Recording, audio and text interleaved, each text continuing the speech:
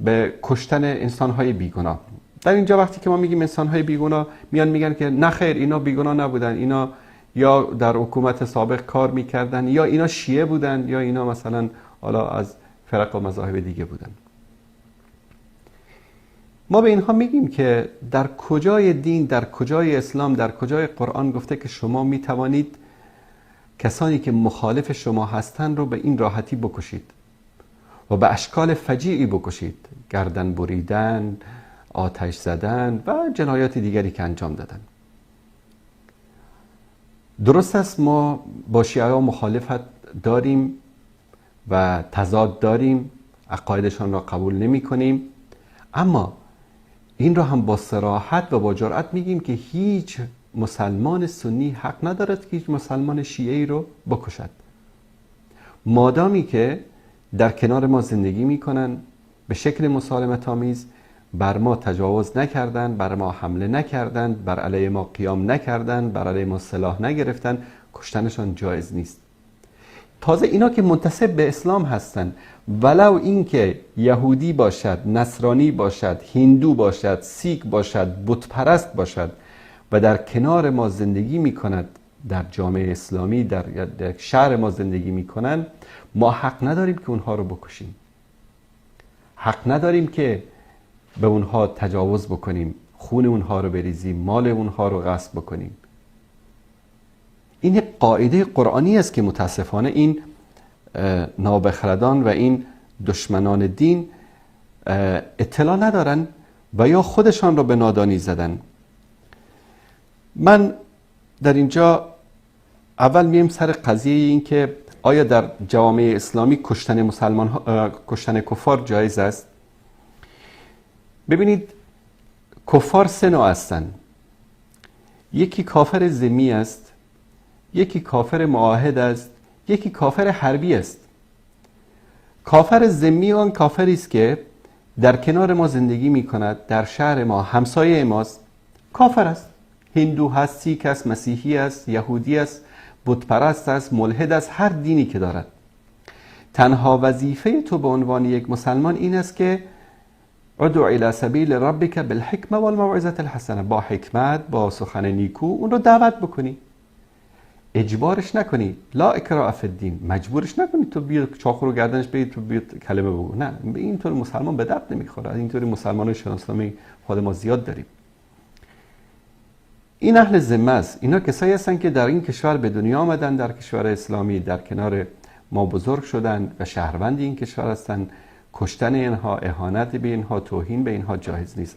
الله سبحانه و تعالی در سوره ممتحنه آیه 9 میفرماید که آیه 8: لا ینهاکم الله عن الذین لم یقاتلوکم فی الدین. الله سبحانه و تعالی شما را من نمی کند از این که به کسانی که به خاطر دین با شما نجنگیدن، ولم یخرجوکم من دیارکم، شما را از شهر و دیارتان خارج نکردن، بیرون نکردن، ان تبروهم، که با آنها نیکی بکنید. سبحان الله، نیکی بکنید؟ بله، باید نیکی بکنید. حق همسایگی رو باید ادا بکنید. در وقت نیاز باید بهش کمک بکنید. اگر بهش ظلم میشه باید ازش دفاع بکنید. اگر مظلوم است باید در کنارش وایستید. این در مقابل کافر است. کافری که در یک کشور اسلامی زندگی میکند. نیکی بکنید با آنها. و تقسطوا الیهم، و با آنها با عدالت برخورد بکنید، عادل باشید، ظلم نکنید، ستم نکنید. ان الله یحب المقسطین، الله سبحانه و تعالی عدالت پیشگان را دوست دارد.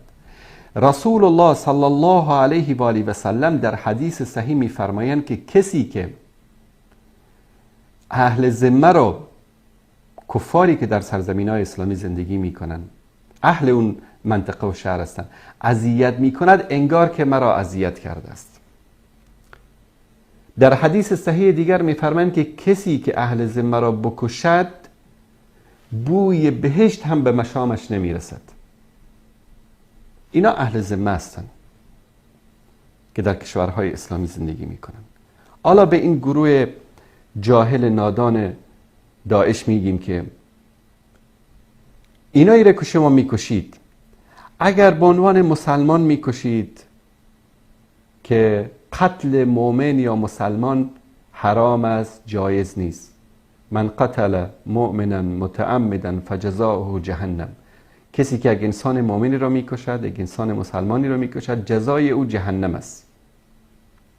در مورد قتل آیات و روایت فراوانی است که انشاءالله ذکر خواهم کرد. اما اگر شما اینا را کافر میدانید، حکم کفرشان را صادر میکنید، بد میکشید، اینا که کافر، حداقل کافر ذمی هستند، بنابر منهج باطل شما، بنابر اون عقل کج و معوج شما، بنابر آن دینی که شما سرچپه فهمیدید، اگر اینها را مسلمان میدانید که قتل مسلمان جایز نیست در هیچ صورت. اما اگر کافر میدانید، خب اینا از کدام نوع کافر هستند؟ مخاطب من اون بزرگای اینها که در پشت پرده هستند و دست نشانده های استخبارات کشورهای غربی برای ضربه زدن به اسلام هستند، مخاطب من اونا نیستن.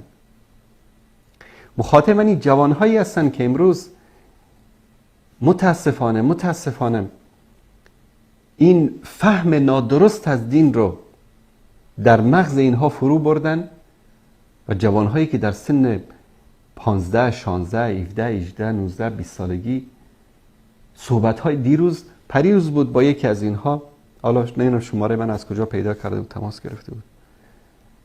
استاد ما نمیدانیم با این تواغیتی که در افغانستان، کدوم تواغیت؟ همین طالبان. خب طالبان برایش تو شما شدن تواغیت. قبل از طالبان چی بودن؟ اونا ملائکه بودن، فرشته بودن.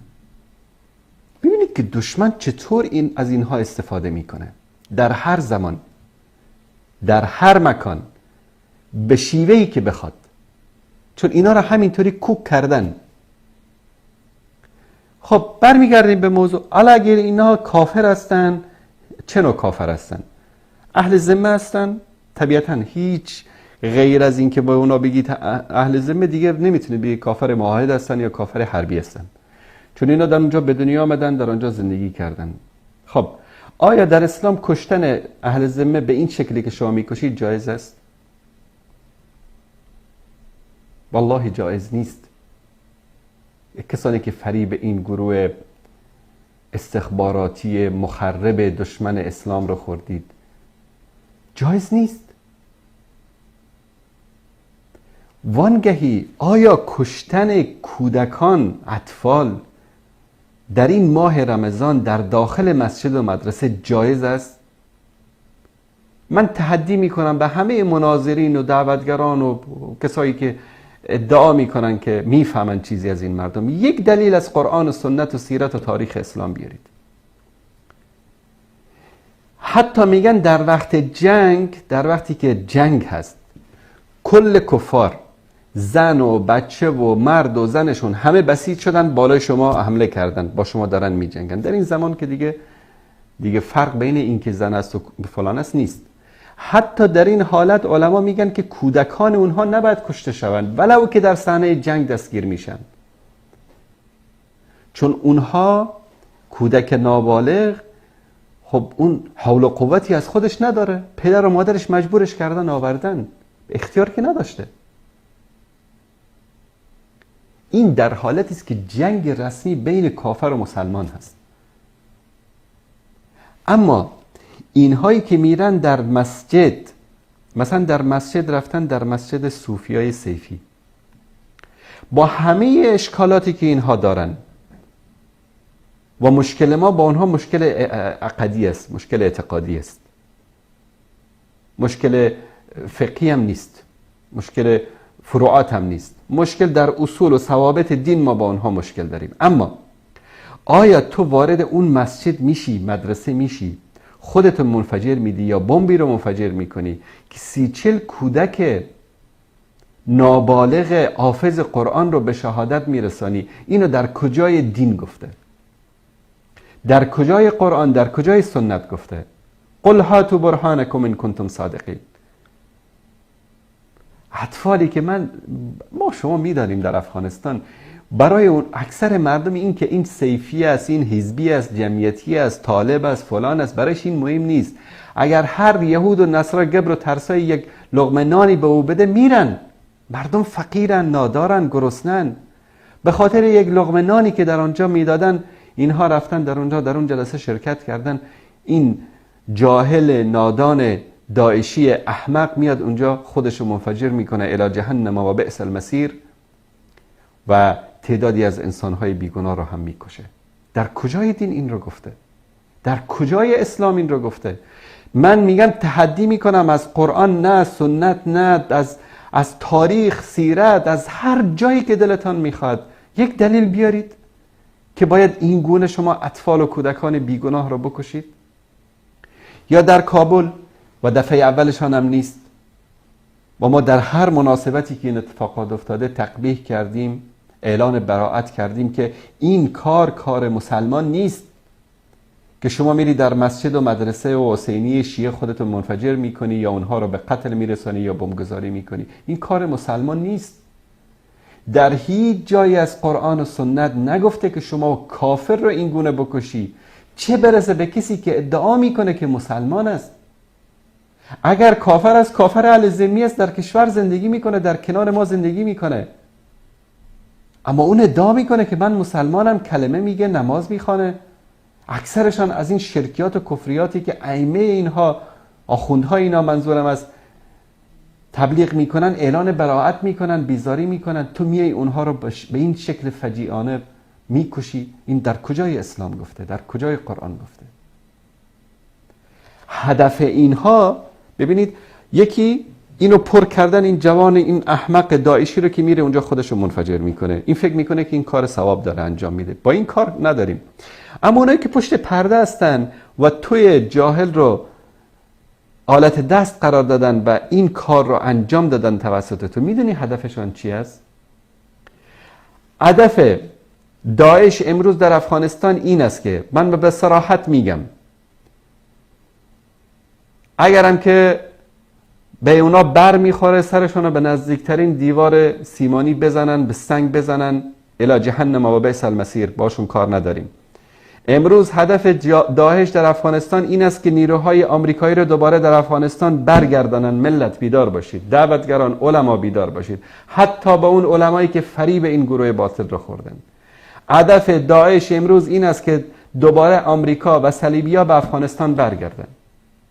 هدف داعش امروز در افغانستان این است که ازبکستان، ترکمنستان، تاجیکستان، همین کشورهای آسیای میانه در افغانستان مداخله و دست درازی نظامی بکنن. والله هدفشان این است. هدف این گروه این است که ایران در افغانستان مداخله نظامی بکنه. هدفشان این است که پاکستان در افغانستان مداخله نظامی بکنه. هدفشان این است که همین حکومتی که امروز در افغانستان بعد از 20 سال قربانی ها و زحمات و تلاش انسانهای مخلص، من نمیگم همهشان مخلص هستن، انسانهای مخلص که مال و جانشان را در راه دین فدا کردن، امروز یک امنیت نسبی آمده، امروز یک حکومت مستقل برای اولین بار بعد از 40-50 سال در افغانستان، یک حکومتی که احساس میکنیم حکومت مستقل است آمده. اینو نمیخوان. به خاطر همین جبهه مزاحمت هم از اینا طرفداری میکنه، از داعش، و همه تسهیلات هم برای اینها آماده میکنن. با شاهد باشید که هر روزی که این جماعت در یک کشوری پیدا شدن، هدفشان ضربه زدن اسلام است، اسقاط حکومت اسلامی است، از بین بردن دعوتگران واقعی، علمای واقعی اون جامعه است. بس است برای خدا؟ آیا تجربه عراق کافی نیست؟ همین داعش نیامد عراق را، از شهرهای عراق را از اهل سنت گرفت، به شیعیان و به ایران و به آمریکایی‌ها سپرد؟ نکردن این کارو؟ در سوریه نکردن؟ مجاهدین واقعی رو، مسلمانهای واقعی رو، علمای واقعی رو شهید کردن. شهرهایی که آزاد شده بود توسط مجاهدین گرفتن، میگفتن اینو مرتد هستن، به مجاهدین میگفتن مرتد هستن، گرفتن دادن دست بشار اسد، دادن دست روسا. نکردن اینا همین کار رو؟ این دسیسه استخباراتی است. از برای خدا بیدار شوید. در فلسطین یک گروه حماس با امکانات اندک در مقابل یک طاغوت، در مقابل یک کشوری که تا دندان مسلح همه دنیا از عرب و عجم و یهود و نصارا و مسلمان نماها و منافقین همه پشت سرش وایستادن. اسرائیل در مقابل اون میسته. بعد ببین که 4 تا احمق پیدا میشن، کتیبه ابن تیمیه درست میکنن در اونجا، جهاد رو بر علیه حماس و جهاد اسلامی شروع میکنن. و این همیشه در ذهنتان باشه، این معیار این مردم است. با کافر کاری ندارن، کارشون با مسلمان هاست. هر جا مجاهد واقعی، مسلمان واقعی، دعوتگر واقعی دیدن، با او مبارزه میکنن. ما اذیت و آزاری که در طول 12 سال در وصال حق از دست این داعشیا کشیدیم، تهدیدهایی که از طرف اینها شدیم، باور به خدا بکنید از طرف یهود و نصارا و روافض و قزوینی و خامنه‌ای و حکومت ایران نشدیم. چون دشمن اینها با اسلام هست. به نام اسلام، به نام دولت اسلامی، به نام خلافت اسلامی، در حقیقت دارن به ریشه اسلام تیشه میزنن و این جوانهای نادانی که امروز در کنار اینها هستن و افکار اینها رو گرفتن و نشر و پخش میکنن متوجه نیستن. به طور مثال یک نمونه برای شما عرض بکنم. حکومت تاجیکستان مونده بود که از این بیداری اسلامی که این جوانهای تاجیک به این سرعت دارن به طرف دین، به طرف اسلام رجوع میکنن، چطور جلوی اینها رو بگیرن، چطور اینها رو ضربه بزنن. میدانید چی کار کردن؟ 4 تا احمق رو در بین اینها آوردن در تاجیکستان، بیایید به سرزمین خلافت هجرت بکنید. 5-6 هزار جوان تاجیک رسما از تاجیکستان بلند می شدن، می رفتن روسیه، می آمدن ترکیه، بعد می رفتن سوریه، در اونجا می رفتن با دولت داعش. هیچ کس هم جلوی اینها رو نمی گرفت. حکومت تاجیکستان هم خبر داشت، استخباراتش هم خبر داشت، روس هم خبر داشتن، همه کشورها خبر داشت، ناتو هم خبر داشت، آمریکا هم خبر داشت. چرا جلویشون رو نمی گرفتن؟ چون این برنامه ریزی بود. دقیقاً هدف این بود که چطور این جوانهای مخلص و مسلمان رو نیست بکنن و کردن. کجا هستن امروز این تاجیکا؟ تعدادی در کرکوک کشته شدن، تعدادی در موسل کشته شدن، تعدادی در صلاح الدین کشته شدن، تعدادی آمدن در سوریه کشته شدن. نیست و نابودشان کرد. و همسران جوان و دختران جوانشان امروز در زندانهای روافض در عراق شبانه روز مورد تجاوز افسران کثیف رافضی قرار میگیرند. و هنوزم یک جوان احمق رو میبینی که امروز بلند میشه میگه که دولت اسلامی. کدام دولت اسلامی؟ ضربه ای که به اسلام و به دعوت اسلامی در تاجیکستان داعش زد، نه یهود زد، نه نصارا زد، نه اتحاد جماهیر شوروی زد، نه روسیه زد، هیچ کس نتونست بزنه که شما زدید. جوانها رو بردید با خانواده. پلان همین بود، برنامه این بود. کجبه نمیتونه جلوی اینا رو بگیره.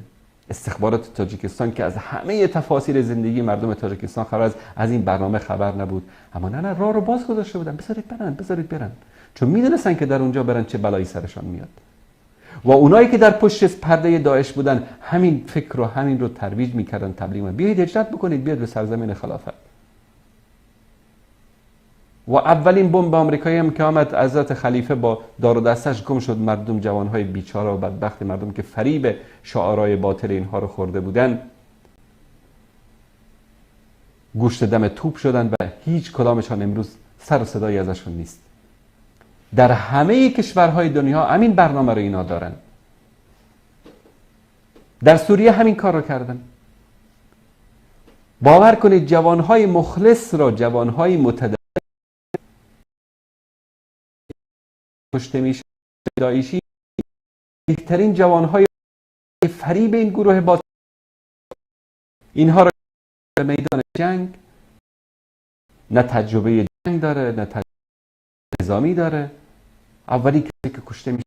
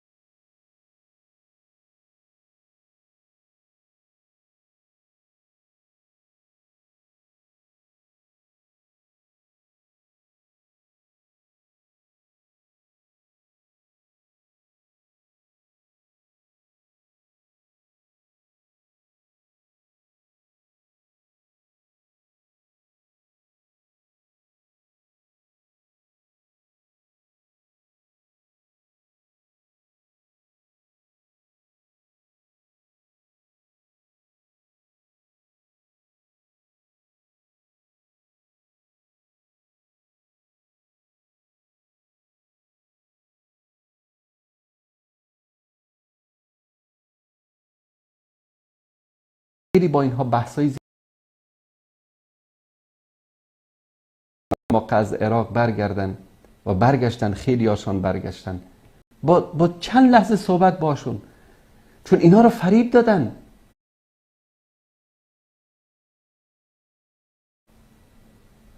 با 2-3 تا دلیل قرآنی فریب اینا رو، دلیل برداشت به اصطلاح اشتباه از قرآن، اینا رو فریب دادن. با 2-3 دلیل قرآنی باور کنید که همشون به اشتباهات خودشون پی بردن، خیلی هاشون برگشتن. بعد از اولین صحبتی که با ایده حدود 700-800 نفر از اینا از عراق برگشتن به ترکیه و تعدادشون زندگی میکنن، تعدادشون رفتن به کشورشون یا به کشورهای دیگه رفتن، نمیدونم، اطلاعی ندارم. فریب خوردن. و وظیفه علما و دعوتگران حقیقی این است که بیان بکنن. سکوت نکنید در مقابل این فرقه گمراه. باور کنید خطر داعش از خطر یهود بدتر است، از خطر آمریکا و ناتو بدتر است. اینها به نام اسلام فریب میدن جوانان ما را، فرزندان ما را فریب میدن. اینها مسلمان ها را میکشن، مخلصین را میکشن، صادقین را میکشن، دعوتگران را میکشن.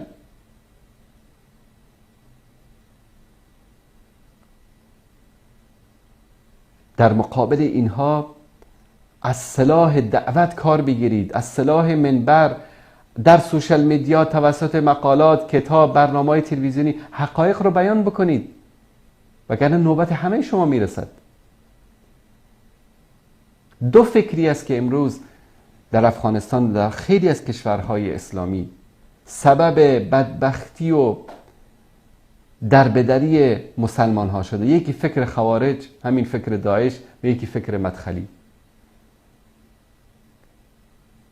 به مناسبت امروز که حالا مثلا رئیس جمهور ترکیه اردوغان رفته به سعودی، من ماندم که مدخلی های افغانی و سعودی و اماراتی و ایرانی که تا دیروز صفحاتشون در فیسبوک و سوشال مدیا پر بود از بدگویی به ترکیه و با اردوغان، از لحظه ای که اعلان شده برید ببینید صفحاتشون رو، همه اون پستا رو دارن پاک میکنن. خاک بر سر این منهج و دین و عقیده ای که تو داری.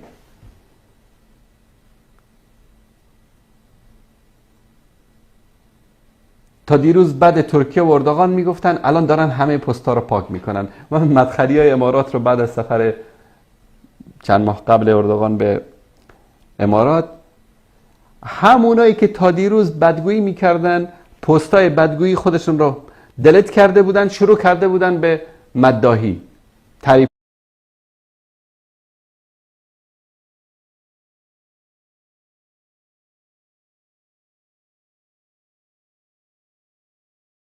و تمجید از ترکیه و اردوغان.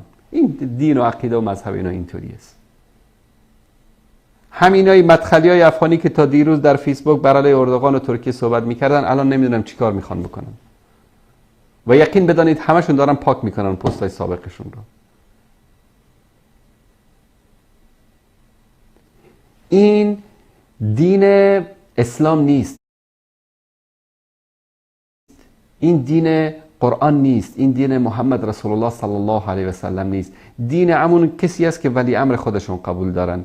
اگر اون با هر سگی نشست، این هم برای از اون یک ملک درست میکنن، یک فرشته درست میکنن. و اگر هر مسلمانی رو اون ولی امر خود ساخته خودشون بد گفت، خلاص اون بد است، از اهل جهنم است. داعش و خوارجی که امروز هستن و فکر باطل مدخلی و جامی، اینها نه منهجی دارن، نه یک اصول و ثوابتی دارن، هیچی ندارن. منهج اینا فقط همون سیاست همون کشور، سیاست ولی امرشون. دینشون سیاست کشور است، عقیدهشون سیاست کشور است، فقهشون سیاست کشور است. هر طرفی که سیاست تغییر کرد، اونا همون طرف تغییر میکنن. پس مسلمان باید صاحب یک منهج باشه، صاحب یک اصول و ثوابت باشه در دین. مسلمان باید پیرو قرآن و سنت باشه، نه اینکه من تعجب میکنم، یعنی 30-40 سال است در افغانستان استخبارات کشورهای مختلف به اشکال مختلف خون مسلمان رو به دست مسلمان میریزن، اما اینایی که امروز به نام اسلام، به نام خلافت، به نام دولت اسلامی این جنایات رو انجام میدن که بیایید ما به اونا میگیم عاقلانه بیاندیشید. بشینید امشب فکر بکنید که وقتی که تویی که میری مساجد و مدارس شیعیان رو در افغانستان مثلا به این شکل منفجر میکنی، همین کاری که تو کردی به نفع کی است؟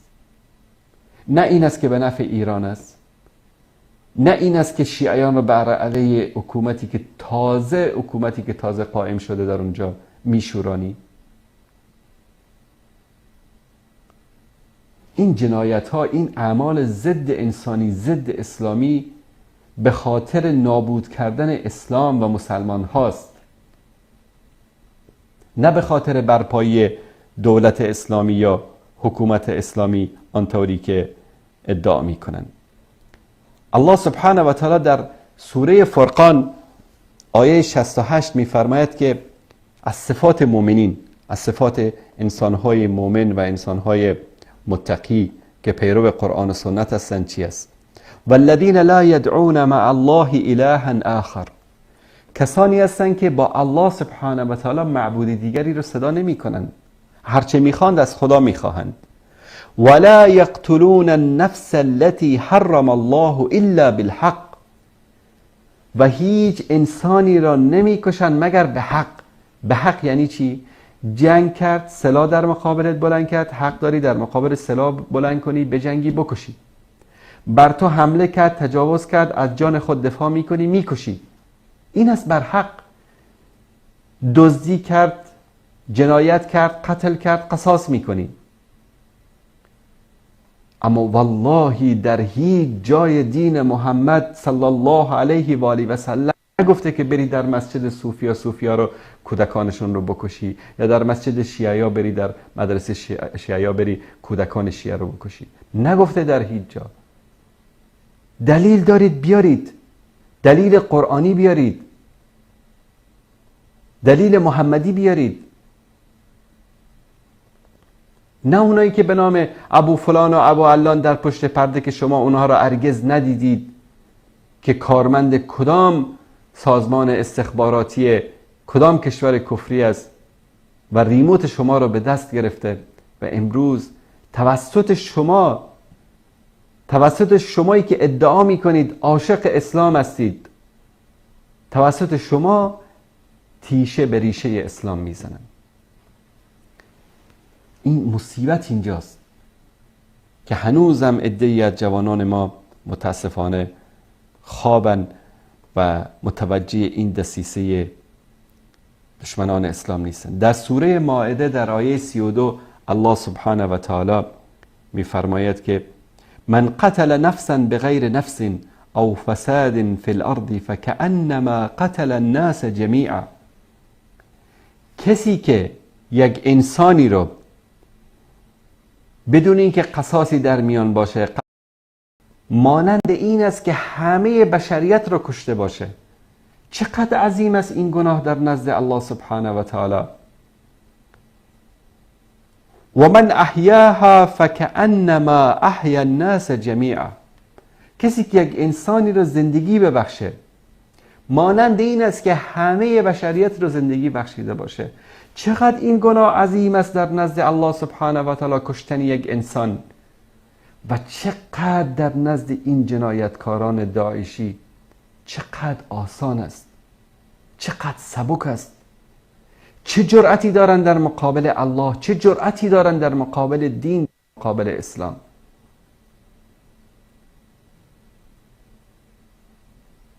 خود یکی از دوستان میگفت که اگر رسول الله و صحابه رضی الله تعالی عنهم اجمعین هم امروز حاضر بشن، زنده بشن، در این زمان بیان، همین داعشی ها حکم تکفیر پیامبر و صحابه را صادر میکنن.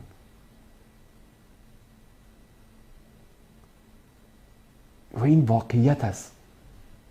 این افراد، این زیاده روی عاقبتش امین است که حتی در زمان صحابه گفتم اصحاب رسول الله صلی الله علیه وسلم را تکفیر کردن و کشتن.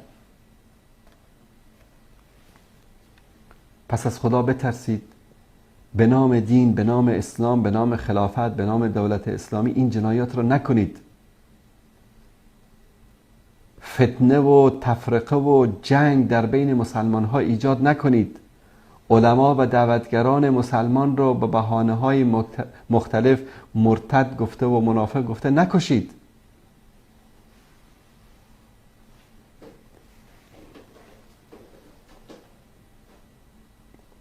این یکی از نکات مهمی بود که دوست داشتم در برنامه امروز خدمت شما عزیزان بیان بکنم. میان برنامه میبینیم و بعد از اون انشاءالله دوباره در خدمت شما عزیزان خواهم بود. با ما همراه باشید.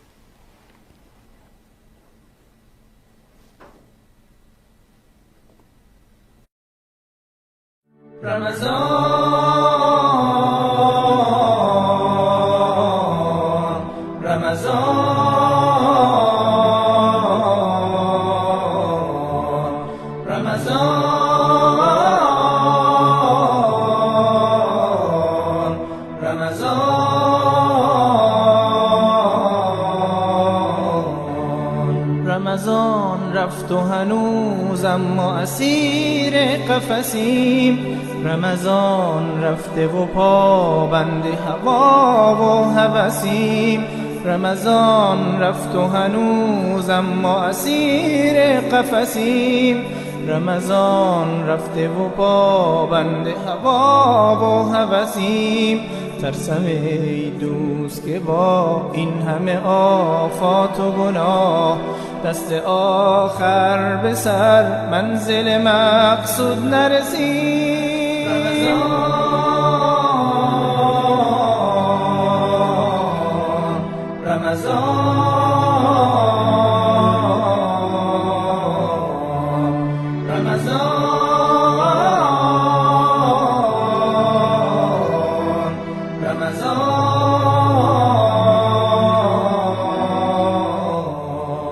رمضان رفته و ما مانده هنوز غافل از لطف خدا محو تماشای خسیم. رمضان رفته و ما مانده هنوز غافل از لطف خدا محو تماشای خسیم. دل به این دایره دادن نه صلاح است که ما همه آویزه یک تار ظریف نفسیم.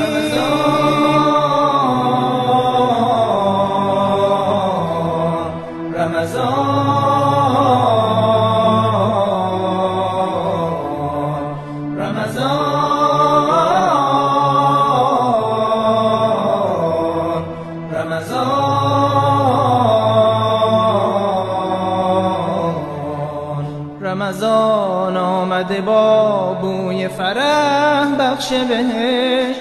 رمضان آمده با یاد توان بخش بهشت.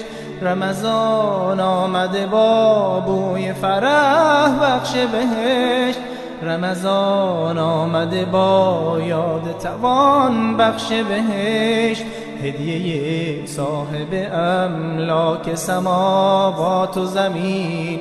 رمضان ماه کریم، ماه عزیز، ماه عزیز.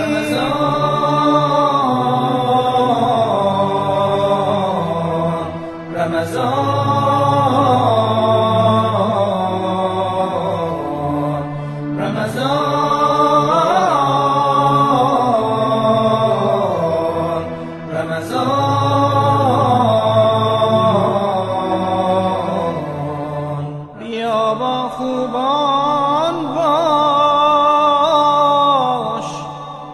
بر سفره قرآن با میوه ایمان نوش از دل و جان. سرت رو بالا بگیر چون که مسلمانی در دنیا میهمانی. فرزند قرآن، فرزند قرآن.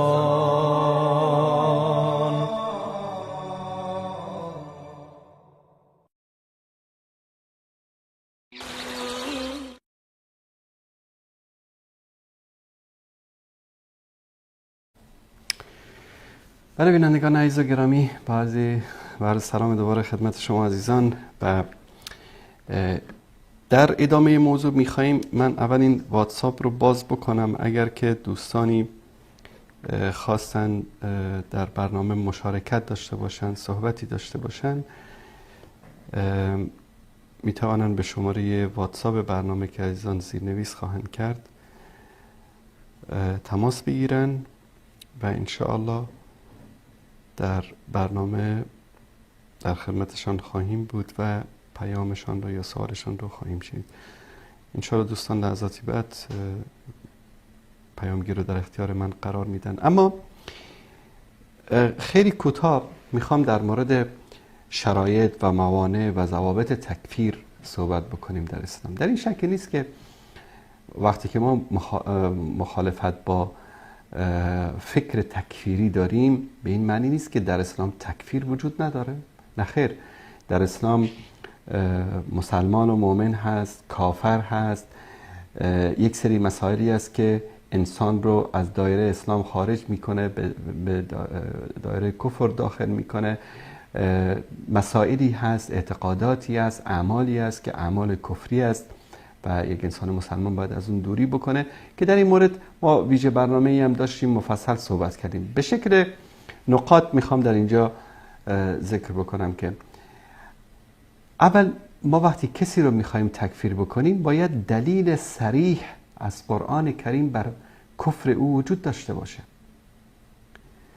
مثلا یک عالمی است، یک دعوتگری است، دشمنا میخوان چطور این رو از میدان بردارن، چطور این رو گم کنن از جامعه اسلامی. چیکار میکنن؟ یک انسانهای جاهلی رو پیدا میکنن و بیشتر جوانها، بعد شروع میکنن رو مغز اینها کار کردن. ببین این طرف مثلا در فلان مسجد امام هست. خب اینجا میگه خب چه اشکالی داره که در مسجد امام؟ نه تو نمیدونی این در مسجد امام است که این مسجد از طرف اوقاف داره اداره میشه. میخوام این سلسله چطور افکار جوانان رو تغییر میدن. خب با چه اشکال داره از طرف اوقاف؟ نه، این اوقاف یک وزارت است و این وزارت در کابینه حکومتی است که توسط کفار در کشور اسلامی به اصطلاح نصب شده. خب کافر که کافر است، اینا چون حکومت دست شانده اونها هستن، آیات هم حاضر دارن با برداشت خودشون. و من یتولهم منکم فانه منهم. خلاص، چون که این مسجد مربوط اوقاف است و اوقاف یک وزارت است در حکومت و این حکومت دست شانده آمریکاست، پس این حکومت کافر است، این وزارت کافر است، این وزیر کافر است، اوقاف کافر است، کارمندایی که در اوقاف کار میکنن کافر است. امام مسجدی که امامت مسجد مرتبط با اوقاف رو هم قبول کرده به طبیعت حال کافر است. به این سلسله میان و اینا رو قانع میکنن. الان بعد میگن تو اگر خودتو بری در این مسجد منفجر بکنی و این امام رو یا بکشی یا این مثلا این مین چسبکی رو مثلا به ماشینش بچسبانی فلان بکنی، تو انقدر اجر و پاداش خواهی داشت.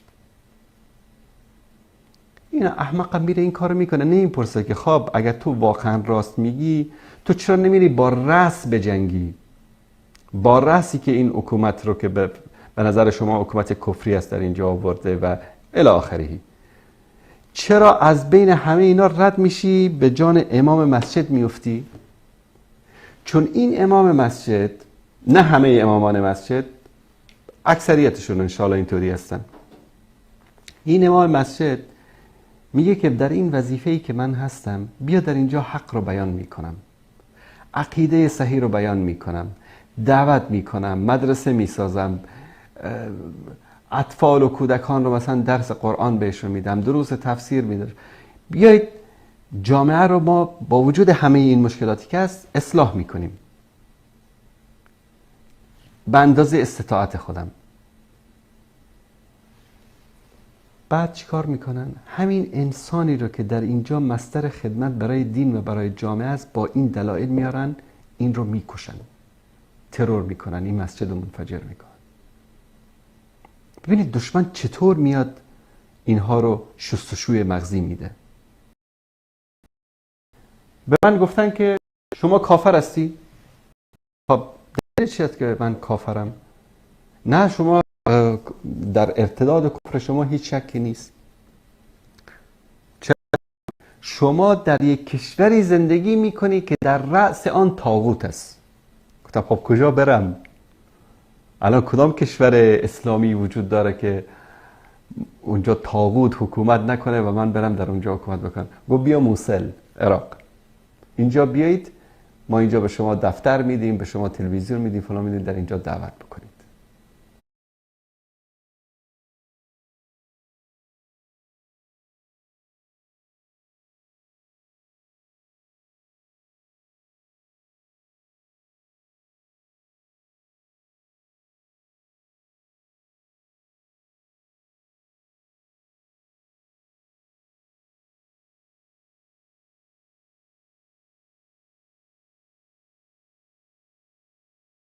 میکنه به دایره کفر داخل میکنه.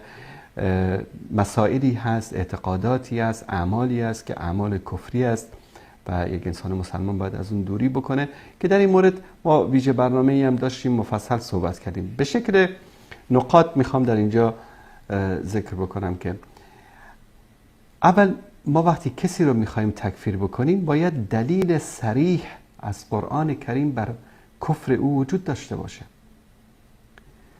مثلا یک عالمی است، یک دعوتگری است، دشمنا میخوان چطور این رو از میدان بردارن، چطور این رو گم کنن از جامعه اسلامی. چیکار میکنن؟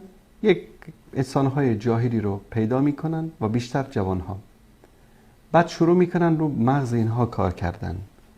ببین این طرف مثلا در فلان مسجد امام هست، خب اینجا خب چه اشکالی داره که در مسجد امام؟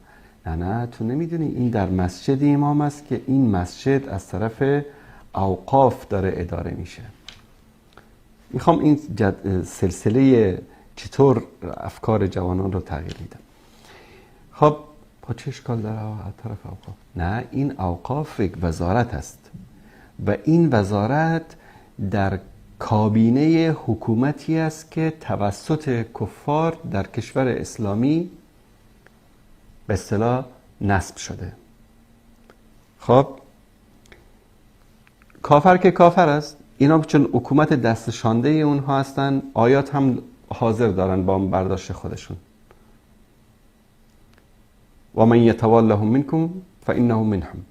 خلاص، چون که این مسجد مربوط اوقاف است و اوقاف یک وزارت است در حکومت و این حکومت دست شانده آمریکاست، پس این حکومت کافر است، این وزارت کافر است، این وزیر کافر است، اوقاف کافر است، کارمندایی که در اوقاف کار میکنن کافر است، امام مسجدی که امامت مسجد مرتبط با اوقاف را هم قبول کرده به طبیعت حال کافر است. به این سلسله میان و اینا رو قانع میکنن. الان بعد میگن تو اگر خودتو بری در این مسجد منفجر بکنی و این امام رو یا بکشی یا این مثلا این مین چسبکی رو مثلا به ماشینش بچسبانی فلان بکنی، تو انقدر اجر و پاداش خواهی داشت. این احمق میره این کارو میکنه، نمیپرسه که خب اگر تو واقعا راست میگی تو چرا نمیری با رأس بجنگی، با رأسی که این حکومت رو که به نظر شما حکومت کفری است در اینجا آورده و الی آخره، چرا از بین همه اینا رد میشی به جان امام مسجد میفتی؟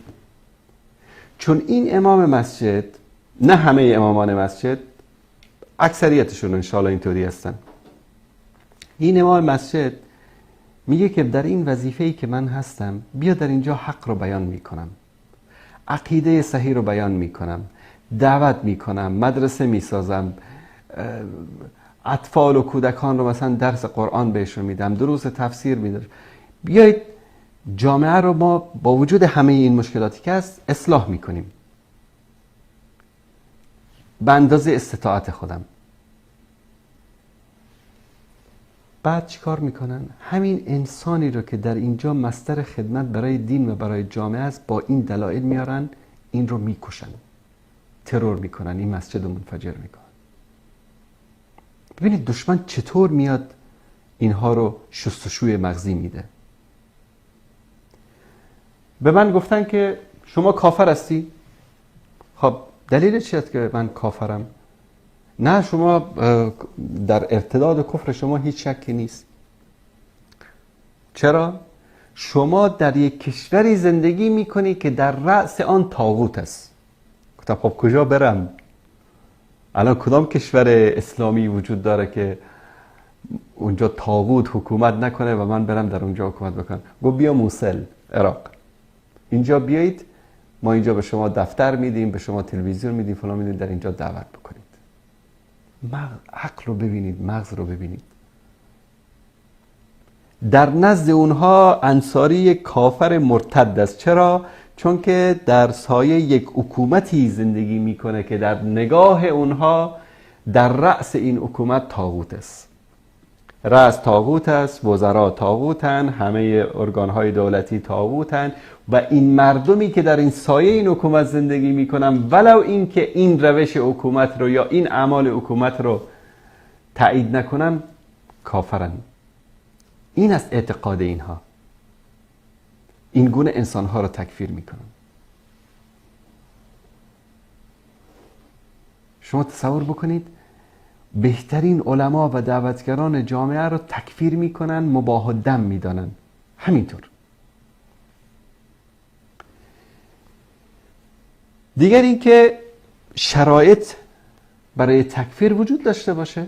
اون شروطی که نیاز هست، طرف عاقل باشه، بالغ باشه، با عقل باشه، با علم باشه که این کار رو انجام داده باشه. و هیچ موانعی هم که از نگاه شرعی مورد اعتبار است وجود نداشته باشه. طرف رو مجبور کرده باشن که بیاد یک حرفی رو بزنه. من یک داستانی رو میگم تا ببینید که اینها تا چه اندازه در حماقت و در جهالت غرق هستن. یکی از علما رو در یکی از کشورها برده بودن، بعد این رو خواهر و مادرش هم برده بودن، همسرش هم برده بودن که اگر این حرفایی رو که روی این کاغذ نوشتیم در جلوی دوربین نگی به اینا تجاوز میکنیم. خب در این حالت این عالم رفته بود در تلویزیون، هر چی که خواسته بودن گفته بود. این کار عاقلانه ای که هر مسلمان باید بکنه، چون اون عزت شرفش همین مهمتر است به اصطلاح این مسائلی است که میاد در جلوی دوربین میگه. و دین هم اینو بهش اجازه داده در حالت اضطرار میتونه بگه. بعد این مردم شروع کردن خودش رو تکفیر کردن، خانواده‌اش رو تکفیر کردن، همه حسن و نسبش رو تکفیر کردن، چه تهمت هایی که بهش نزدن. بعد از 10 سال ثابت شد که این عالم و این انسان به خاطر مجبوریت این کار، چه خونهایی رو که نریختن، به چه انسانهایی که ظلم نکردن، عاقبتش هم بنابر چی؟ بنابر جهل و نادانیشان از اصل قضیه. و اگر مانعی مثل این وجود داشته باشه، مثل این که در برنامه گفتم که اگر کسی رو مجبور بکنم، مانند عمار ابن یاسر رضی الله تعالی عنهما که مجبور شد کلمات کفری، اما رسول الله صلی الله علیه و سلم شهادت دادن که قلبش مؤمن هست و در اون انگام جایز است. یا اینکه اگر کسی عالم باشه، آگاه هم باشه، جاهل و نادان هم نباشه و یک عملی را آگاهانه انجام داده باشه که این عمل در قرآن و سنت سبب کفر میشه، در اون صورت انسان میتونه که اون انسان رو تکفیر بکنه. یا اینکه این عمل رو عمدن انجام نداده باشه، به شکل خطا انجام داده باشه. کسی میاد یک عملی را به خطا انجام میده، دیگه بدون تحقیق، بدون بررسی نباید که حکم تکفیرش رو صادر بکنن. و با اختیار گفته باشه این رو، هیچ جبر و اکراهی هم وجود نداشته باشه. اما چه چیزهایی مانع میشه که انسان کسی رو تکفیر بکنه؟ جهالت، نرسیدن احکام، عدم اقامه حجت، خطا، قولی که بدون قصد و اراده از کسی صادر شده باشه، و یا اینکه اون قولی که گفته بر اساس یک توجیه و یا تعبیل باشه، یا بر اساس اجبار و اکراه یک سخنی رو گفته باشه، یک عملی رو انجام داده باشه. اینها از جمله مسائلی است که ما در اون صورت میتونیم کسی رو تکفیر بکنیم، نه اینکه بدون دلیل، بدون مدرک.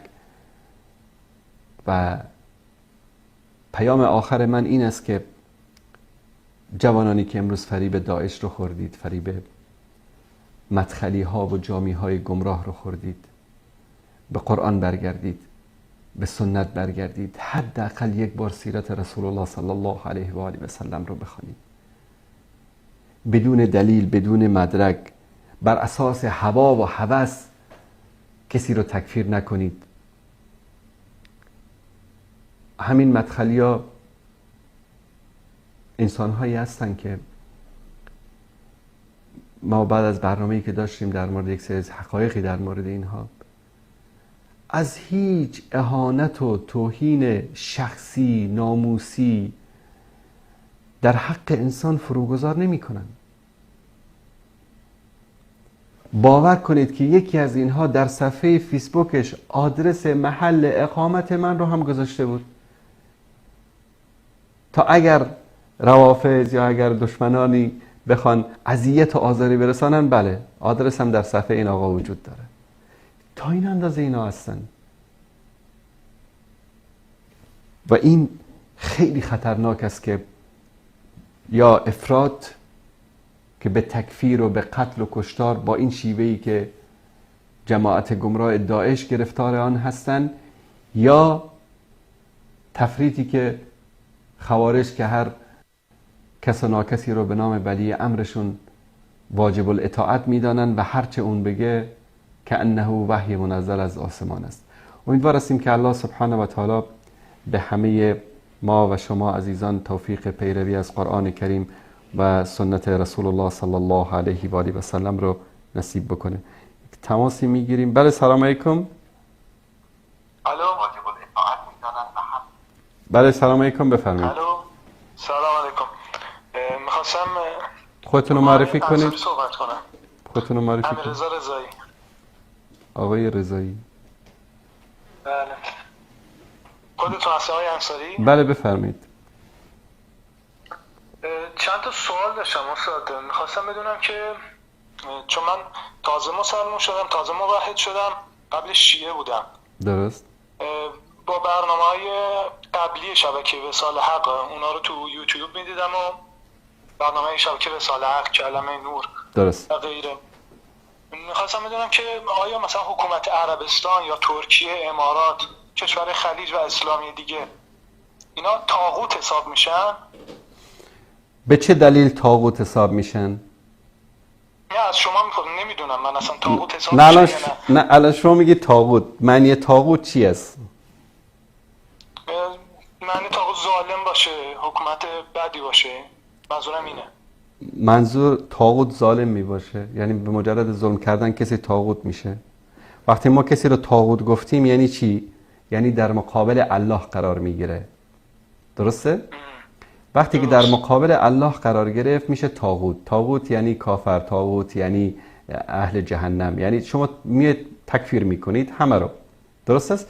طاغوت ما وقتی میتونیم به کسی طاغوت بگیم که این حکومت یا این شخص علنا بیاد به غیر ما انزل الله حکم بکنه، علنا با اسلام و شعائر اسلام مخالفت بکنه، در اون صورت ما میتونیم بهش طاغوت بگیم. همین شرایطی که لحظاتی پیش من خدمت شما بیان کردم و بقیه بینندگان. اما این که ما همینطوری بیایم مثلا بدون دلیل و برهان بگیم آقا این حکومت طاغوت است، ببینید یک سری چیزا مترتب میشه بر این. مثلا وقتی که شما میگید که در رأس این حکومت طاغوت است، این به این معنی است که کسانی که در این حکومت کار میکنن اینا دستیاران طاغوت هستن. درسته؟ و کسانی که به این حکومت رأی دادند، در سایه این حکومت زندگی کردند، به وجود این حکومت راضی هستند، اینام جزء به اصطلاح همکاران طاغوت حساب میشن. مشکل امروز فکر داعشی همین است.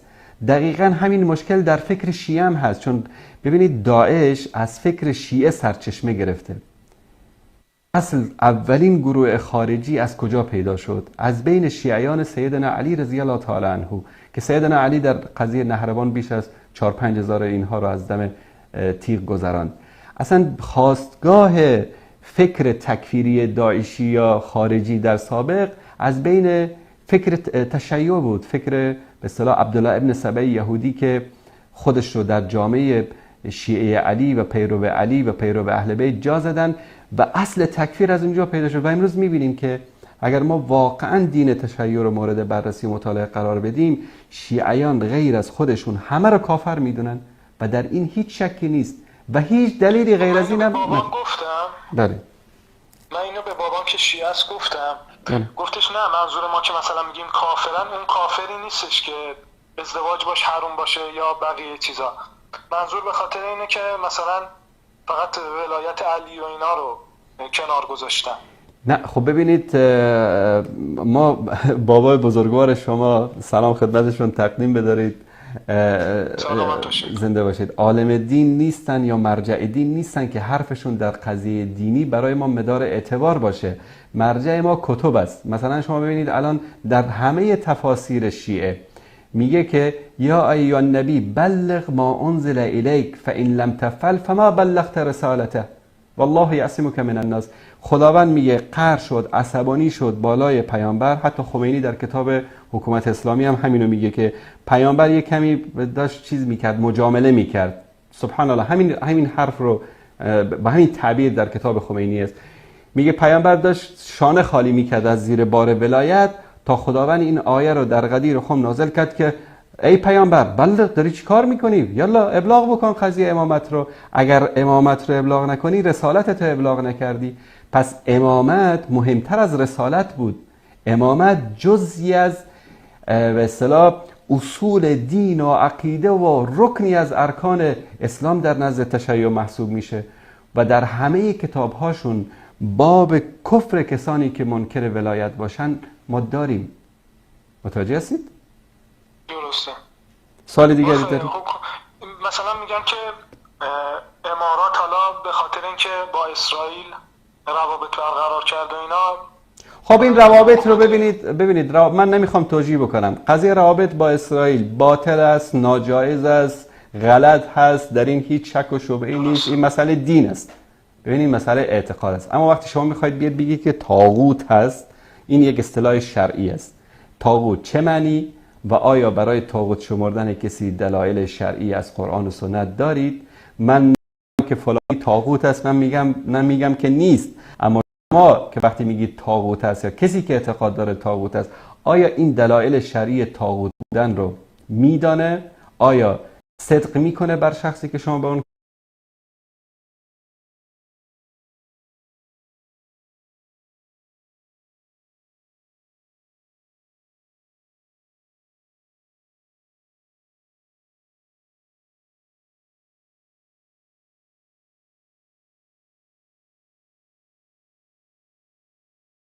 کلمه طاغوت اطلاق میکنید یا نه؟ با همین روابط رو که خیلی ها دارن برادر عزیز. مثلا همین ایران در 8 سال جنگ با عراق همه سلاحش رو از طریق اسرائیل میخرید. ایران با اسرائیل ارتباط داره، هنوزم داره، چون یک واقعیتی است که این همه مرگ بر اسرائیل میگن. در طول این 40 سال انقلاب ایران یک سرباز ایرانی با یک سرباز اسرائیلی روبروی هم دیگه نجنگیدن. حتی گروه های مانند حزب الله که به اصطلاح از طرف ایران کمک میشن، فقط کارشون پاسداری و پاسبانی از مرز اسرائیل هست، هدف دیگری ندارن در اونجا، و جلوگیری از وارد شدن مسلمانان به خاک اسرائیل. یعنی شدن مرزبانهای اسرائیلی حزب اللهی طرفدار ایران. یعنی یک چیزی مثل این. بعضی کشورها منافقن مثل ایران و اگر که مثلا ارتباطی هم دارن پنهانی دارن. بعضی کشورها دیگه بی‌حیایی رو به اندازه رساندن. حالا مثلا ما دلیلی نداریم که بگیم اینا با اسرائیل مراوده دارن؟ نه مثلا دلیل این نبود، منظور من این نبود. شما سوالتون در مورد طاغوت بود و آیا این که یک کشوری اگر امروز با اسرائیل روابط برقرار میکنه یا روابط داره این کار خوبی است یا کار بدی است؟ هیچ مسلمانی نمیگه که کار خوبی است. متوجه هستید؟ تشکر میکنم از شما. زنده باشید. خیلی ممنون. خسته نباشید. خدا نگهدار. خداحافظ شما. تشکر میکنیم. خب به پایان برنامه رسیدیم تا فرصت دیگر که باز هم با نسیم رحمت در خدمت شما عزیزان خواهیم بود. همه‌تان را به پروردگار متعال میسپارم. بعد از اینکه به پروردگار متعال میسپارم این رو بگم که اشخاصی مثل اینها، ببینید چه دستهای استخباراتی پشت این افکار وجود داره. این رو خیلی دقت بکنید جوانان عزیز اهل سنت. یکی از برنامه‌های 50 ساله نظام ایران این بود که جوانان اهل سنت را در کشورهای اسلامی بر علیه حکومت‌ها بشورانند و بعد از اون خودشان را به حکومت‌ها نزدیک بکنن و بعد از اون از این طریق ضربه بزنن به اهل سنت. این برنامه‌ای بود، پلانی بود که 40 سال پیش نشر شده بود و دارن مو به مو همون برنامه رو امروز اجرا میکنن در کشورهای اسلامی. پس شما فریب اینها رو نخورید. و صلی الله علی سیدنا و حبیبنا محمد و علی آله و صحبه اجمعین. و السلام علیکم و رحمت الله و برکاته.